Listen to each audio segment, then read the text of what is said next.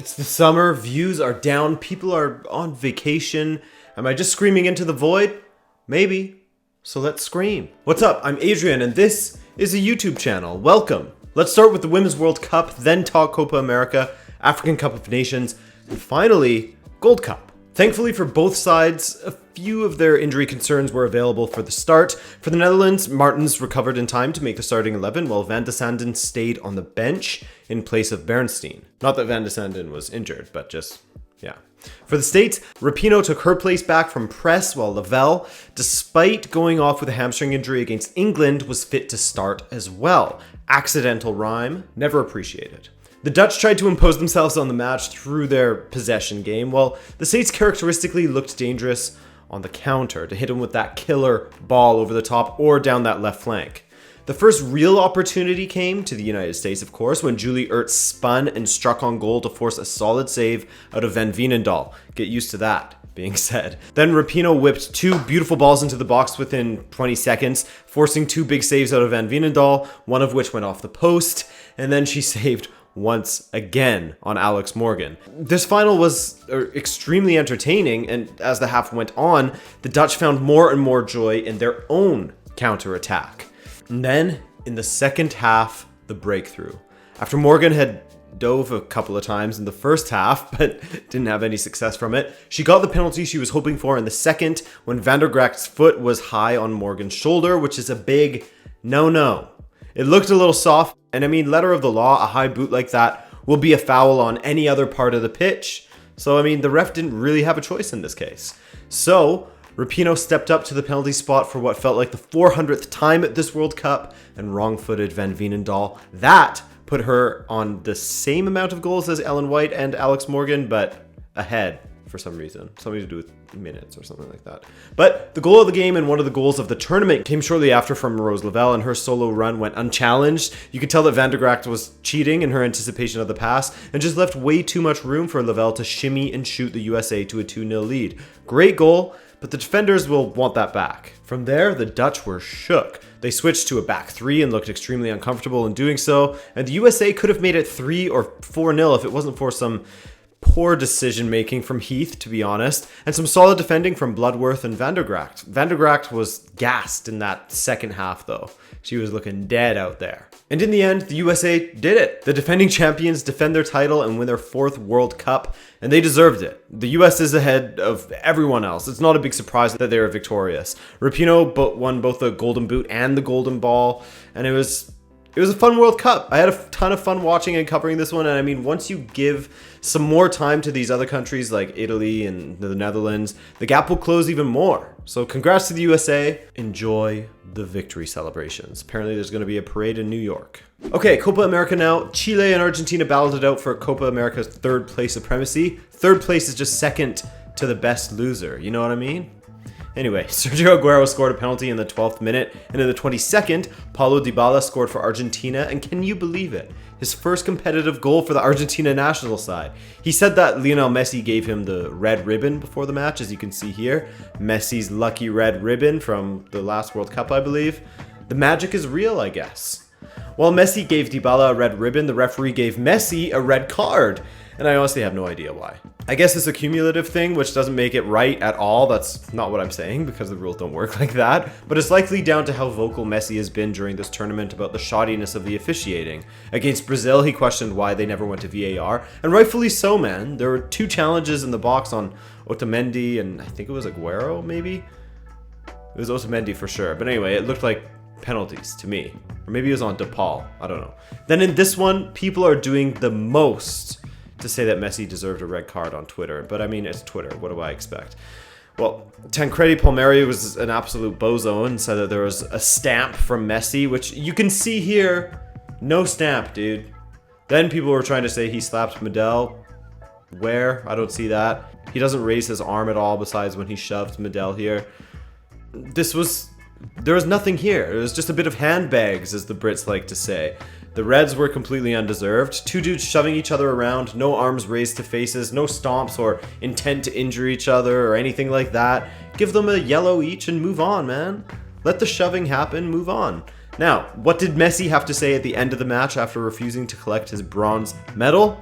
For what we played and because we were superior to Brazil, we deserve to be in the final tomorrow. Hopefully the referees and VAR won't influence it and they'll let Peru compete, but that looks difficult to me. He said many other things as well, and while I agree with him that those 2 unchecked calls were shady, I don't know if Argentina is better than Brazil, man.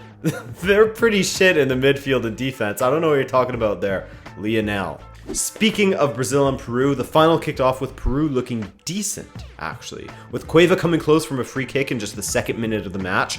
Yotun had a strike go wide, but it was the Brazilians that would grab the early lead, of course, in the 15th minute from who else but your man, Everton. It was an uncharacteristic goal, however. It wasn't a banger from outside the 18 from him cutting in from the left, but it was some poor marking from Peru that allowed him to ghost in at the back post and direct Gabriel Jesus' cross past Galese. Great goal from Everton, great ball by Gabriel Jesus. Brazil dominated for a bit before and after their goal, but Peru came back into this game in a big way when in the 43rd minute, the ball came into contact with Thiago Silva's hand. An unfortunate penalty, I gotta say, but a penalty no less. His arm was away from his body, hence no natural silhouette, which is tough considering he was falling over, but letter of the law, a penalty. So, Paulo Guerrero sent Alisson the wrong direction, and they tied it up 1-1. But just a few minutes after that, Brazil nosed their way in front once again. And again, I'll use that word unfortunate, as not only did a Peruvian slip in midfield when contesting for the ball, but Carlos Zambrano also slipped when he was challenging Artur. Artur squares to Gabriel Jesus, and he rolled it past Galese and into the goal. 2-1 Brazil after an extremely even first half, in my opinion. The second half was a bore, bro. Coutinho had a couple of decent looks on goal, but he over-dribbled on both occasions. And then Gabriel Jesus was given a second yellow card, which was not right at all, in my opinion. The ref said he jumped with his elbow out, but you can clearly see it was at his side. Not a yellow for me. He jumped high with his arm at his side. He even pulled his arm in to brace himself. Trash call. Messi got in the heads of the referees, dude. The crying on the stairs like a grounded 8-year-old was a little bit... I'm not gonna lie, I laughed a little bit. I'm sorry, Gabriel Jesus, but that made me laugh. Heartbreaking as it is to get sent off in a major final, I guess I'm just an asshole. You know what it is? It's because someone on Reddit said that he has Emilia Clarke eyebrows. Dude, how true is that? Like, straight up, he has Emilia Clarke eyebrows. Daenerys eyebrows. Guy's got control over those eyebrows. Zambrano, shoulders as I was calling him during the match, for his penchant for smashing people during this match, gave a clear penalty away to Brazil in the dying moments of the match. No attempt on the ball, just a good opportunity to smash Everton, and he paid for it. Richarlison converted the pen, 3-1 Brazil, and that was that, amigo.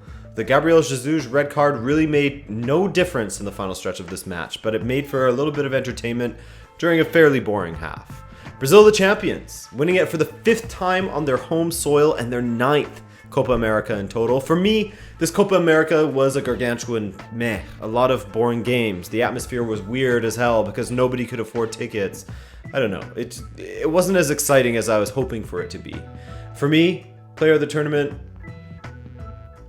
Dani Alves, I guess. But I just can't believe they did it without their main guy, the poster boy for their country, a gaping hole in their team without him. I can't believe they did it without Fabinho. Big up Brazil, man.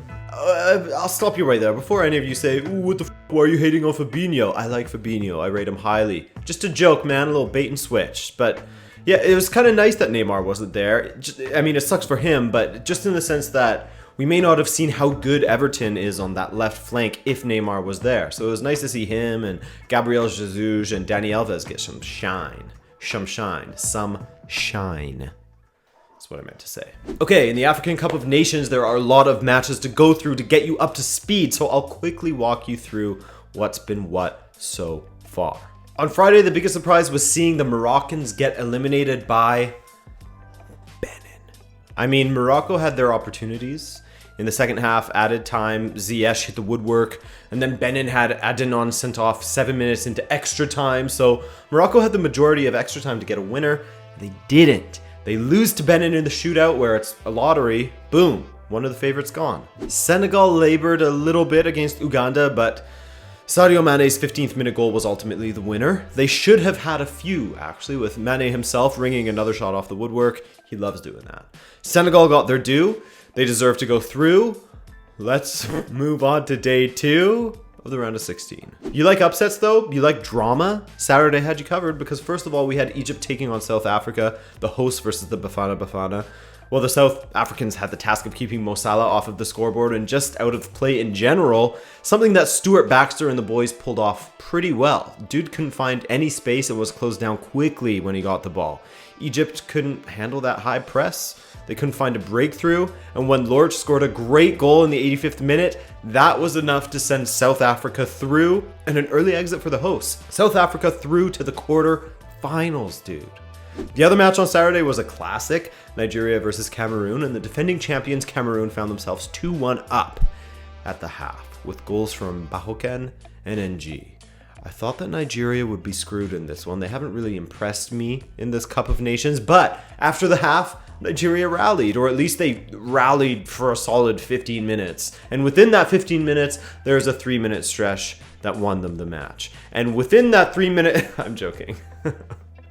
Minutes within minutes, baby, it's inception. But yeah, Odion Ighalo scored his second of the match in the 63rd minute, and just 3 minutes after that. How many times have I said minute in this segment so far? But Iwobi put Nigeria 3-2 up. They retake the lead, assisted by Ighalo, who was involved in all 3 goals for Nigeria, and they complete the Big Daddy comeback despite some very good pressure from Cameroon towards the end of the match. Damn man, I haven't even done Gold Cup yet. More African Cup of Nations here as one of the best stories out of this tournament. Madagascar has advanced to the quarterfinals after beating DR Congo on penalties, man. This is their first African Cup of Nations and they are into the quarterfinals already. Oh, you love to see that. And I mean, Madagascar almost had it won in regulation, 2-1, until the 90th minute when Chancellor Mbema equalized for the Congo, and big up the Malagasy. They did it, man. Quarterfinals, let's go. We're all fans of the Malagasy now. And finally, Algeria eased their way past Guinea with a 3-0 win. Goals from Belaili, Mahrez, and Unas. Guinea kept it relatively competitive on the pitch and saw a decent amount of the ball, but their attempts at finishing were just horrid, dude. 13 shots, 1 on target. Imagine taking 13 shots and only making 1 on target. That's a rough day. Plus, their defense wasn't playing incredibly well as Algeria were able to carve out some big chances. And that was that. Naby Keita, who featured for just 99 minutes in this entire tournament, and the rest of Guinea are gone. We still got to see Mali play against Cote d'Ivoire. Still some big matches today. All right, Gold Cup final. For me, this was the most entertaining match of the day. The Women's World Cup match was extremely close and dramatic, but the USA versus Mexico was spicy, dude. Spicy, open as hell. And I mean, that first half was end-to-end stuff, but it was Mexico who were creating the more dangerous opportunities. It took a long time, but finally in the 73rd minute, Jonathan Dos Santos finished off a great attacking move with a strike that gave the crossbar a little on the way in. A little bit of a love bite, you know what I'm saying? It was tender though. Tender loving stuff. The US, I mean, they just aren't that good. They haven't been for a while. Yes, they are missing some decent players for sure, but so are Mexico, right? No Hector Herrera, Chicharito, Lozano, Lainez, etc. So they're way ahead of the rest of CONCACAF, the Mexicans, and we all have some major catching up to do. I'm talking to you, Canada, and the rest of CONCACAF. I'm talking about me, you, maybe we could sit down sometime, catch up. Okay, my friends, that's all from old Adrian over here. I hope you've been having a good summer, a great summer even. Can't wait to see you all again during the season. Hello? Anyone? But yeah, I have some cool news coming up, so stick around for that. I'm gonna go somewhere to cover a match. Hell yeah. All right, thanks for watching. Smash like if you feel like it. I love ya. I'm Adrian. Take care.